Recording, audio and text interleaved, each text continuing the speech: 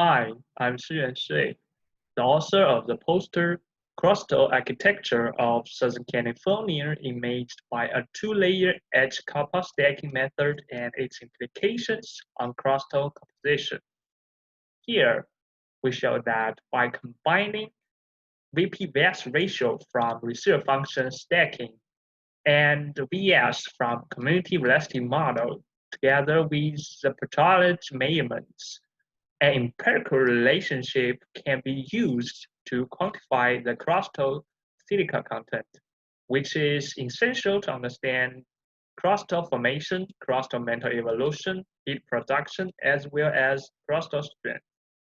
If you are interested in this topic, please go to poster number 46.